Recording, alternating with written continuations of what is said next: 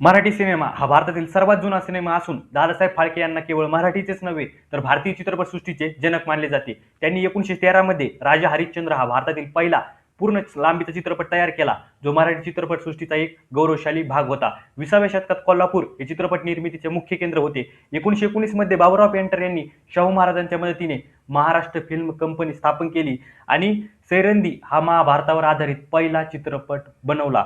त्यांच्यानंतर 1932 मध्ये अयोध्येचा राजा हा महाराष्ट्रातील पहिला बोलपट प्रदर्शित झाला.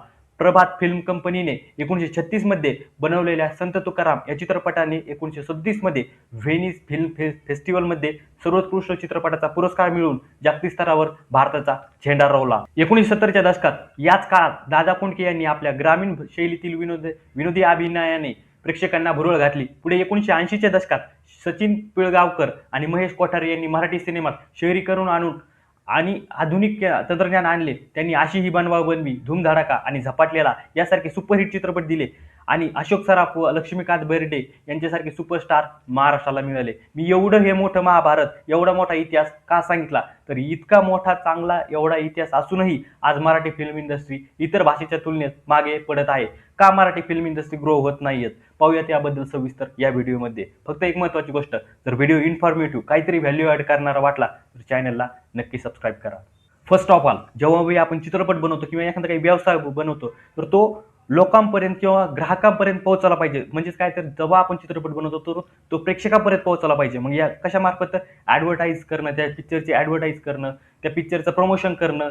तर मार्केटिंग आणि प्रमोशन करण्यात मराठी फिल्म इंडस्ट्री काही प्रमाणात कमी पडते. तर तेच की मार्केटिंग आणि मूव्हीचं प्रमोशन झालं पाहिजे. काही चित्रपट किती चित्रपट कधी येतात किंवा काही चित्रपट हे कधी जातात हेच प्रेक्षकांना माहीत नाही आहे. काही चित्रपट हे ट्रेंड आहे ऑन इंस्टाग्राम, तर इंस्टाग्रामवर हा ट्रेंड आला पाहिजे. मग ते डायलॉगच्या स्वरूपात असो किंवा सॉन्गच्या स्वरूपात असो, मग त्यामुळं त्याला प्रेक्षक पाहायला जातात. जसं की पुष्पामध्ये ते पुष्पाचे डायलॉग असो किंवा धुरंधर मूवीमध्ये धुरंधरचे सॉन्ग असो, मग त्याचाही थोडाफार प्रभाव पडतो. जो सोशल मीडियावर जो ट्रेंड असो, मग तो गाण्याचा असो किंवा डायलॉग असो, त्याच्यामुळं सुद्धा प्रेक्षक वर्ग हा पिक्चर पाहायला जातो. आणि जे ॲक्टर डायरेक्टर असतील जे पिक्चरमधले, तर ते हिंदी चित्रपट पाहतो मी, तर ते जे ॲक्टर डायरेक्टर आहेत ते इंटरव्ह्यू देतात, त्यांच्या पिक्चरचं प्रमोशन करतात.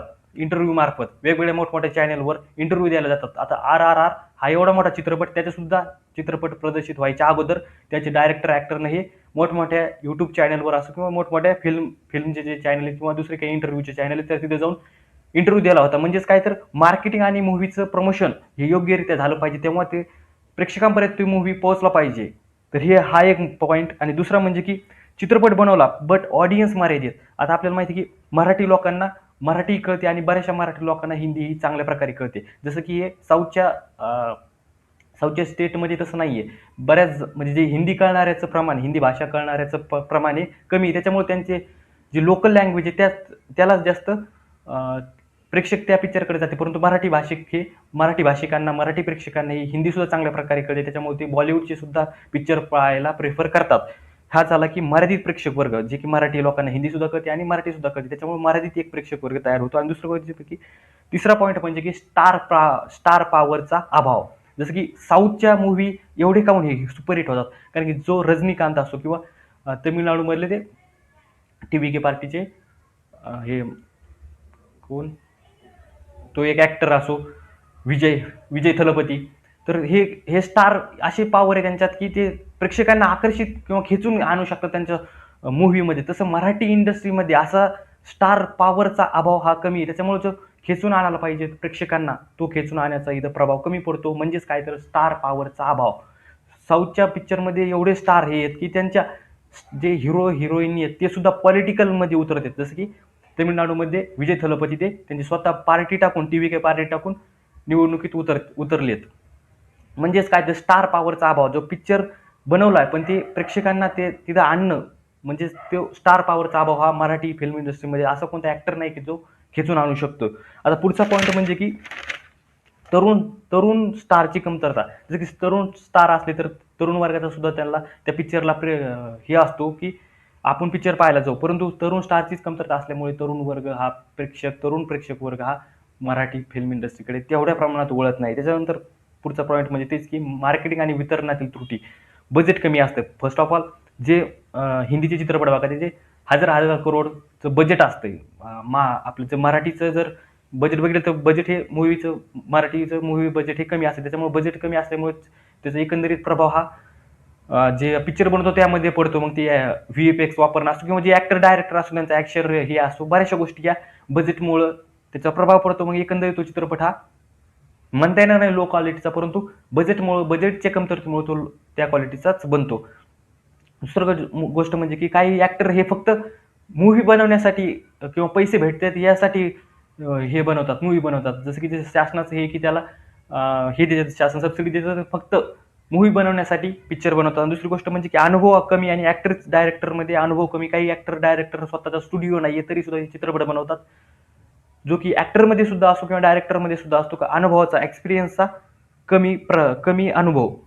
प्रमोशन करणं गरजेचं आहे. आता कोणताही तुम्ही काही व्यवसाय असो किंवा पिक्चर असो तो लोकांपर्यंत कस्टमरपर्यंत पोहोचणं गरजेचं आहे. मग तो प्रमोशन मार्फत असो, ऍड मार्फत असो, इतर कोणत्याही गोष्टी मार्फत असो, तो लोकांपर्यंत पोहोचणं गरजेचं आहे. जसं की आपण पाहतो की बऱ्याचशा मराठी गाण्यांचे मराठी फिल्मचे एसटीवर त्याच्यावर आपण ऍड बघतो. तर तसेच मोठमोठ्या चॅनलवर जाऊन इंटरव्ह्यू देणं की बाबा काय आहे मूव्हीमध्ये का पाहणं गरजेचं आहे. जसं की आपण हिंदीचे बरेचसे चित्रपट आहेत की ते डायरेक्टर ऍक्टर हे इंटरव्ह्यू देतात मेन चॅनलवर जाऊन, फिल्मच्या रिलेटेड असो किंवा दुसरे काही इंटरव्ह्यूचे पॉडकास्टचे चॅनल असो त्याच्यावर जाऊन इंटरव्ह्यू देतात. त्याच प्रकारे महाराष्ट्रातील मराठी ऍक्टर डायरेक्टरनं सुद्धा इंटरव्ह्यू द्यायला पाहिजे. म्हणजे काय तर प्रमोशन करायला पाहिजे, मूव्हीचं प्रमोशन करायला पाहिजे. जसं की वेड ह्या मूव्हीचं चांगल्या प्रकारे रितेश देशमुखनं कॉलेजमध्ये जाऊन प्रमोशन केलं होतं, जर की त्यांना चांगल्या प्रकारे प्रतिसाद भेटला होता. म्हणजे हा सुद्धा एक पॉईंट इथं महत्त्वाचा ठरतो की तुम्ही जो चित्रपट बनवता तर त्याचं चांगल्या प्रकारे प्रमोशन झालं पाहिजे. एकंदरीत काय तर मार्केटिंगचा अभाव, दुसरं म्हणजे की प्रमोशनचा अभाव, तिसरं म्हणजे की एक्सपिरियन्स, जे त्याच्यात ऍक्टर हिरो हिरोईन असो किंवा डायरेक्टर असो त्यांचा एक्सपिरियन्स त्यांच्याकडे कमी असणं, दुसरं म्हणजे की बजेटची कमतरता. एकंदरीत त्याचा प्रभाव हा पूर्ण पिक्चरवर पडतो. आणि दुसरं गोष्ट म्हणजे की स्टार पॉवर, हिरो पॉवरची, जर की मी सांगितल्याप्रमाणे साऊथचे हिरो इतके पॉवरफुल आहे की ते प्रेक्षकांना खेचून आणू शकतात. तेवढं मराठीत असा कोणता ऍक्टर डायरेक्टर नाहीये की जो खेचून आणू शकतो. ट्रेंड जे की सॉन्ग डायलॉग, एखाद्या पिक्चर मधला नुसता सॉन्ग आणि डायलॉग सुद्धा जरी सुपरहिट ठरला सोशल मीडियावर तरी सुद्धा त्यात प्रेक्षकांचा त्याच्यात पाहण्यात इंटरेस्ट हा अजून वाढू शकतो. त्याच्यानंतरचा पॉईंट म्हणजे की मराठी प्रेक्षकांना मराठी सुद्धा कळते आणि हिंदी सुद्धा कळते. मराठी ऑडियन्स प्रेक्षकांची मर्यादा हा पॉईंट आहे. सर्वात शेवटचा पॉईंट म्हणजे की कॉम्पिटिशन. आता तेलुगूचे पिक्चर असो, तेलुगू फिल्म इंडस्ट्री, त्याच्यानंतर तमिळ फिल्म इंडस्ट्री आणि बॉलिवूड फिल्म इंडस्ट्री यांच्यासोबत हे करायचे, महाराष्ट्रातील मराठी फिल्म इंडस्ट्रीला यांच्यासोबत कॉम्पिटिशन करायचं. एकंदरीत त्यांच्यात एक्सपिरियन्स असो किंवा त्यांचं बजेट असो किंवा त्यांचं जो एकंदरीत त्यांचा प्रेक्षक वर्ग तो सर्वच हे असो, तो एकंदरीत मराठी फिल्म इंडस्ट्रीपेक्षा जास्त आहे. म्हणजेच काय तर ज्या प्रकारे सुपरहिट, असं नाही की मराठीमध्ये सुपरहिट ठरत नाहीत, चांगल्या प्रकारे मराठीमध्येही मूव्ही बनतात आणि ते सुपरहिट ठरतात. सैराट हे खूप खूप खूप चांगलं उदाहरण आहे. अशाच प्रकारे अजून एखादा असं ज्या प्रकारे सैराट हा सुपरहिट ठरला त्याच प्रकारे मराठीतील एखादा मूव्ही परत एकदा असा सुपरहिट ठरला पाहिजे. भेटूयात पुढील व्हिडिओमध्ये. जय हिंद, जय महाराष्ट्र, बाय.